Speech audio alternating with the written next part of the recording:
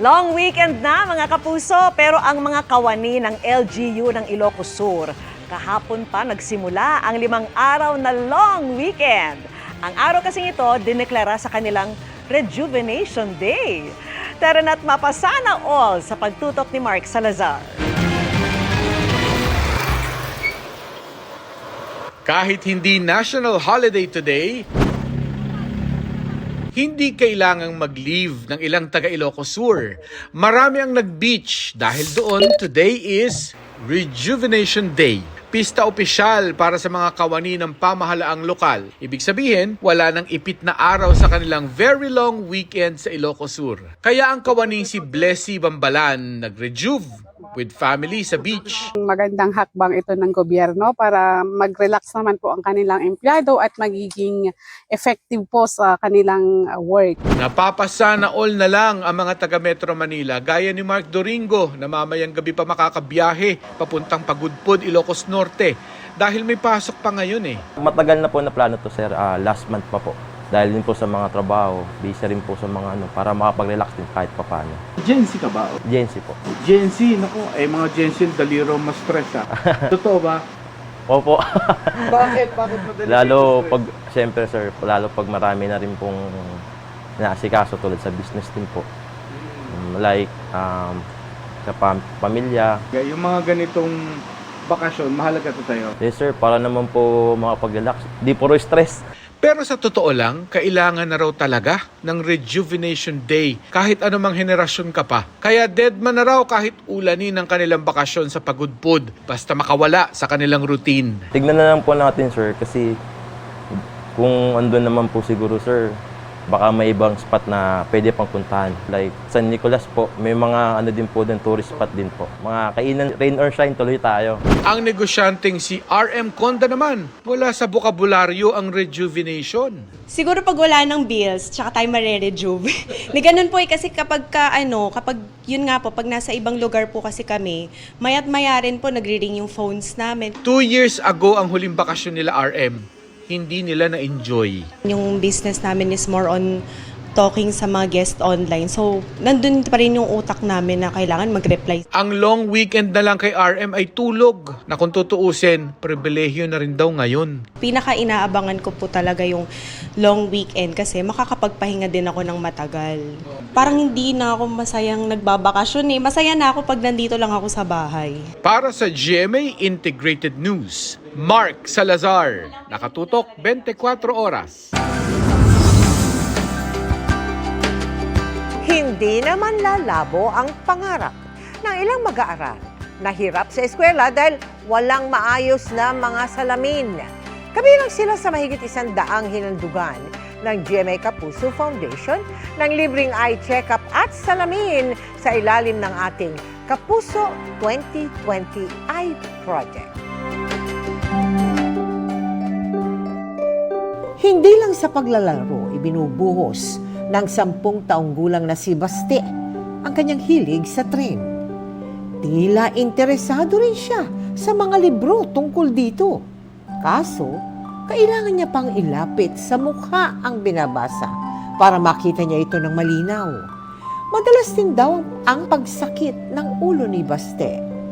Kaya bago ang pasukan, ipinasuri siya at nagpagawa ng salamin. Pero makalipas ang 1 buwan, pag sundo ko nung sabi niya, umiiyak, sabi niya, wag ko raw siyang pagalitan kasi raw nabasag yung salamin niya, kasi raw nabully siya. hindi raw sila agad makapaggawa ng salamin, lalo't sapat lang sa araw-araw ang kinikita ng kanyang asawa na nagtatrabaho sa call center. Problema rin ni Joy D ang malabong paningin na nagpapahirap sa kanyang trabaho sa kanilang barangay. Minsan din yung mata ko, nagluluha. Meron nga kami kailangan na i-chat-chat sa akin. Kinakailan ko pa isusum ko pa para mabasa ko. Maghahandog po ang GMA Kapuso Foundation. Kaya't laking pasasalamat nila nang mapanood sa 24 oras ang proyektong libreng pasalamin ng GMA Kapuso Foundation. Kabilang sina Baste, Jennifer at Joy D sa mga nahandugan ng libreng eye check-up salamin at pagkain para sa 135 beneficiaries, katuwang ang Ideal Vision. Ang fully developed po kasi ng mata is 7 to 8 years old. So ngayon, mas marami na ngayon yung mas malabong mata na bata dahil sa gadget. Kailangan malinaw yung paningin kasi sa mata nang gagaling lahat. Kung mata-transmit sa brain mo, so mas makapag-function ka na maayos. At sa mga nais makiisa sa aming mga proyekto, maaari po kayong magdeposito sa aming mga bank account o magpadala sa Cebuana Luwalier. Pwede rin online via GCash, Shopee, Lazada at Globe Rewards. Patay ang isang estudyante sa Davao del Norte matapos aksidenteng madikit sa live wire sa loob ng paaralan sa Davao del Norte. Sugatan ng kanyang kaibigan ng tangkain siyang sagipin. Nakatutok si Jandy Esteban ng GMA Regional TV. Juno!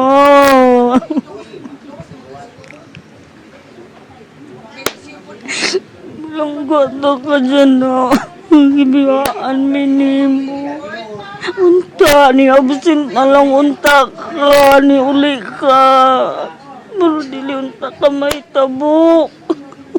Hindi makapaniwala si Femia na hindi na makakabalik sa kanilang bahay ang anak na si Jana nang pumasok sa Mambagubi National High School sa Samal Island, Davao del Norte nitong Martes.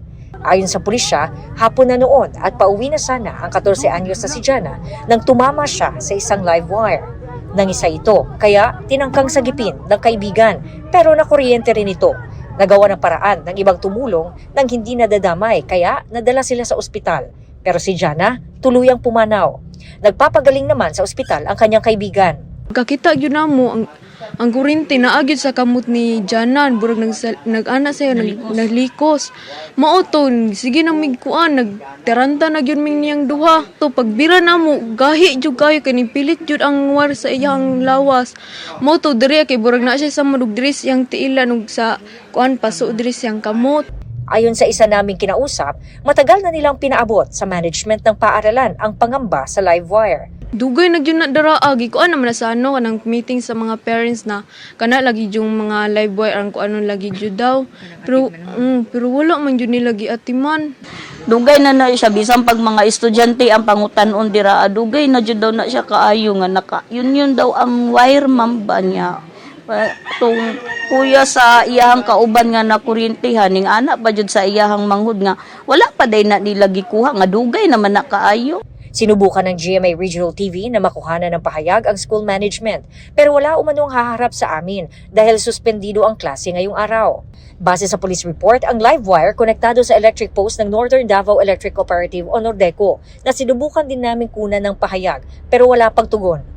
Sabi naman ng Department of Education Davao Region, nag-iimbestiga na ito at nakikipag-ugnayan sa school administration, local authorities at iba pang concerned agencies. Nagsagawa na rin umano sila ng mga hakbang upang ma-inspect at ma-secure lahat ng electrical systems sa mga nasasakupang paaralan. Gusto ko mangayo gustisya sa kong mga anak. Unta nga kanang aksyonan dayon. Ay, ang gusto na mo, mamuna siya malubong, masulbad, unta ay ang problema dayon. Matay akong ano kung dili sila pabayo. Mula sa GMA Regional TV at GMA Integrated News, Jandy Esteban, nakatutok 24 oras. Magandang gabi mga kapuso. Ako po ang inyong Kuya Kim na magbibigay sa inyo ng trivia sa likod ng mga trending na balita. Dinevelop sa Nigeria ang isang bionic arm na malayo sa tipikal nitong itsura na mala robot. Ang naturang prosthetics realistic, mistulang totoong braso ng tao.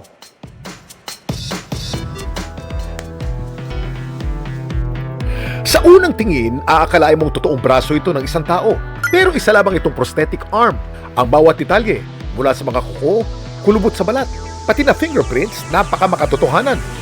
Ito ang bionic arm na naimbento ng magkapatid mula Nigeria na sina John at Ubukobong Amanam. Ang tawag nila dito, Ubukobong, salitang ibibyo ng ibig sabihin, kamay ng Diyos o hand of God. Maliban sa realistic ang bionic arm na ito, nakakagalaw din ito sa tulong ng teknolohiya na kung tawagin EMG o electromyography. It works with EMG signals that are sent from the brain to different muscles in the hand. Isa sa mga mapalad na nakagamit ng ubok-obong, ang 25-year-old na si Gift Usen na pinanganak na putol ang kanyang braso. Yun nga lang, malaking halagang kailangan para maproduce ang naturang bionic arm. Kaya umaasa magkapatid na sina John at ubok-obong. Makakuha sila ng suporta mula sa gobyerno o NGO upang maging abot kaya ito sa mas nakakarami. Sa tulong ng prosthetics, maraming buhay ang nabago. Pero may ideya ba kayo kung kailan unang ginamit ito? Kuya Kim, ano na? Ang isa sa pinakanaunang naitalang prosthetic sa kasaysayan nagmula sa ancient Egypt noong 1000 BC. Ito isang prosthetic na daliri sa paa na gawa sa kahoy at balat ng hayop. Natagpuan ito sa isang mommy ng isang babae. Ayon sa mga eksperto, ginamit niya raw ito para makalakad ng maayos at para maisuot ang kanyang sapin sa paa. Kaya hindi lang ito pampaganda, functional din daw ito. Samantala, para malaman ang trivia sa likod ng viral na balita, i-post o i-comment lang, #Kuya Kim, ano na? Laging tandaan, kimportante ang may alam. Ako po si Kuya Kim at sagot ko kayo, 24 oras. Sira na rin ang bahagi ng isang flood control project sa Candaba, Pampanga na halos 80 milyong piso ang halaga. Nakatutok si Ian Cruz. Nagbitak hanggang sa lumundo ang portion ng inilagay na slope protection sa Malisik River sa Barangka Candaba, Pampanga. Ito ang isa sa mga phase ng proyekto na nagkakahalaga ng 78.7 million pesos at nakumpleto nitong November 2024. Ayon sa mga residente, nangyari ito sa kasagsagan ng sunod-sunod na bagyo at epekto ng habagat. Nagka-crack yung siguro maaaring pumasok yung tubig. Yung sa crack na yun hanggang lumambot. Nung lumubog na siya sir, sa tubig, nung malaki na talaga yung tubig, pagbaba ng tubig sir, sumunod na. Bumagsak na rin yung paggagawa. Ang proyekto, ginawa ng Santo Cristo Construction and Trading Incorporated. Ayon sa ilang trabahador na nakausap namin, nasa 72 meters ng dike ang apektado. Kinukumpuni na ito ngayon at target matapos sa loob ng tinatayang 1 linggo. Sinisika pa naming makuha ang pamunuan ng construction firm. Sa pagsasaliksik ng GMA Integrated News Research, 19 flood control projects ang nakopo ng Santo Cristo sa buong Pampanga na nagkakahalaga ng 1.6 billion pesos. Kanina, walang ulan sa Candaba pero malakas ang agos ng tubig sa ilog na galing sa Northern Bulacan at Nueva Ecija. Pag matindi raw ang ulan, rumaragasa ang tubig sa ilog. Kaya ninenerbiyos ang residente sakaling tuluyang masira ang dike. Paglaki ng tubig, lalabas dito sir sa kabayanan namin dito sa barangay namin. Alos masisira, maraming pananim na palay dyan, gulay. Pangalawa, itong mga bahay na to.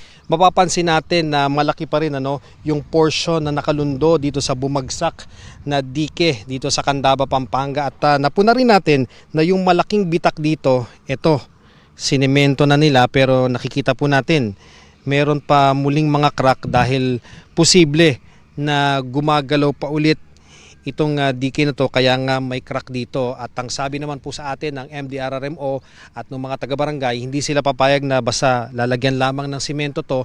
Kinakailangan daw na tibagin na rin itong nakalundong portion na to para makaiwas sila sa peligro.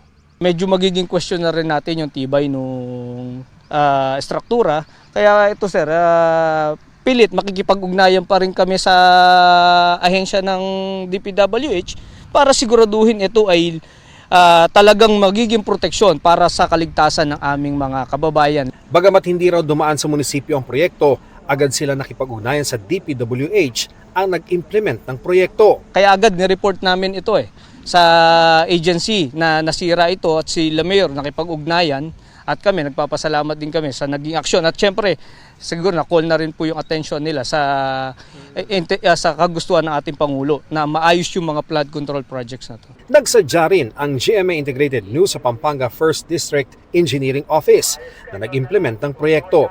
Pero ayon sa kanilang information officer, wala ang kanilang district engineer pati na ang mga division heads.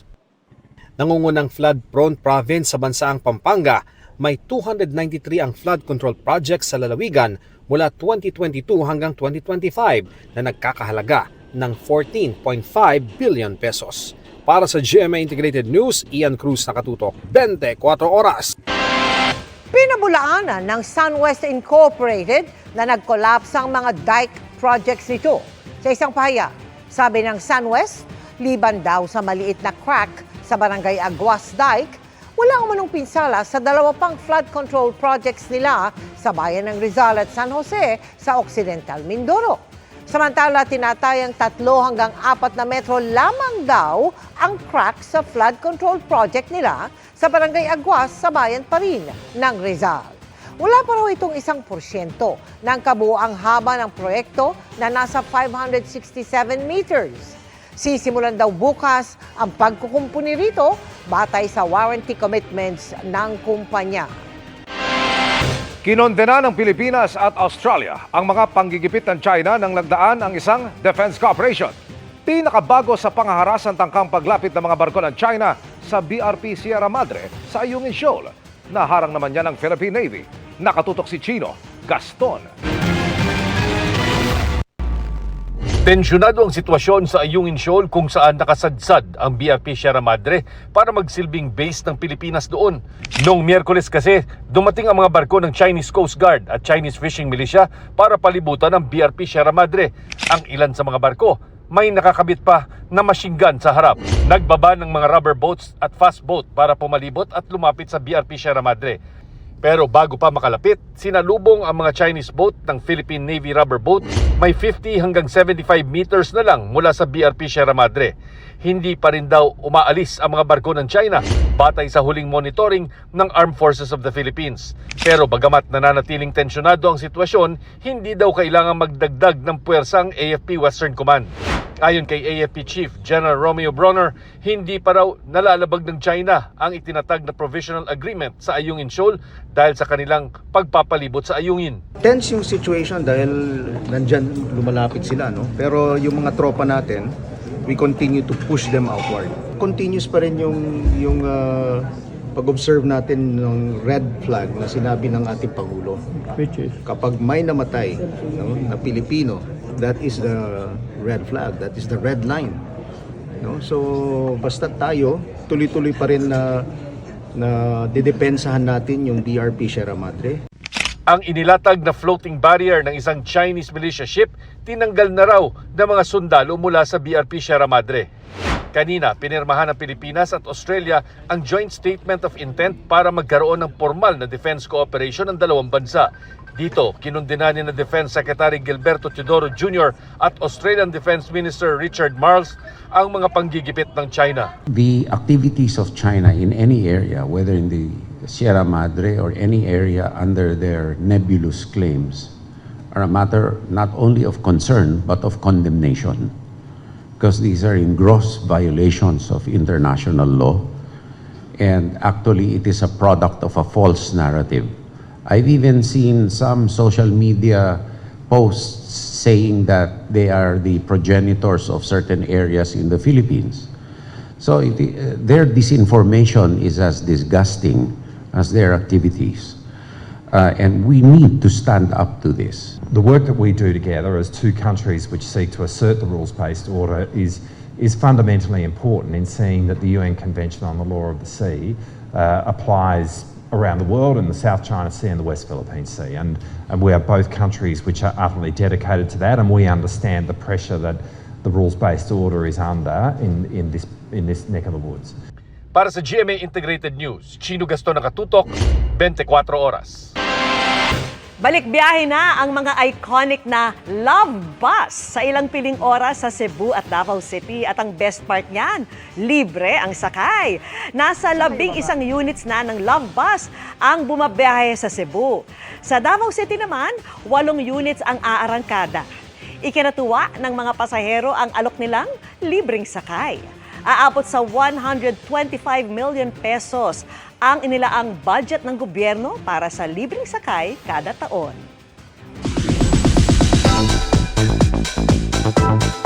The long wait is over para sa Barda shippers na naghihintay makita sina Barbie Fortes at David Licauco together on screen. Mangyayari yan sa GMA Prime series na Beauty Empire. Ang bagong interview sa Barda Together sa Chika ni Nelson Canlas. Reunited ang Barda Love Team sa isang event. Siyempre, kilig ang fans sa kanilang song number. Pero mas kikiligin daw ang fans ni na Barbie Fortesa at David Licauco dahil ipapalabas na ang guesting ng pambansang Ginoo sa GMA at View Philippines collab series na Beauty Empire. Baka this week na po lumabas ang role ni David as Javier sa Beauty Empire. Very soon, opo, mapapanood yun na po ulit ang Bardo. Sunod-sunod nga raw ang work at commitment ni Barbie, kaya no time muna for a vacay. Wala, kasi medyo madami pa ding work ko. May mga brand shoots pa din. Balik takbo na lang muna, ganyan. Yan na lang muna. Si David, kagagaling lang ng Siargao for some chill time. Pero one of the best feeling ang ma-reunite with Barbie. Happy dahil nakapag-acting na ako. And sabi ko kay Barbie, na-miss ko siya katrabaho. Especially sa larangan ng acting dahil the past few months, what we have been doing was shoots, diba? So, not yung acting talaga. So, yeah, I was really happy. From acting, back to his first love naman si David. Dahil sa Sabado, muli siyang sasabak sa hardcourt. Kahit nga nagbakasyon recently, di pinabayaan ni David ang pagkondisyon sa sarili. I'll be playing basketball sa FIBA Light Quest, which I'm really looking forward to. Something na matagal ko ng pangarap. So now na, like I'm getting to play, especially playing with mga players na professional and international, diba? So, kabado ka ba? Kabado ka ba? Medyo, syempre, diba? Kasi bukas may taping ako, and then Saturday, yung basketball naman, then later may training na naman ako ng basketball, and I have to study, so tuloy-tuloy Pero kakayanin for the love of the game. Nelson Canlas, updated sa Showbiz Happenings. And that ends our week-long chikahan. Ako po si Iya Arellano. Happy weekend mga kapuso! Happy weekend! Salamat sa iyo, Iya! Happy weekend, yeah. At yan ang mga balita ngayong Biyernes. Ako po si Mel Canco. Ako naman po si Vicky Morales para sa mas malaking misyon. Para sa mas malawak na paglilingkod sa bayan, ako po si Emil Sumangyo. Mula sa GMA Integrated News, ang News Authority ng Pilipino. Nakatuto kami 24 oras.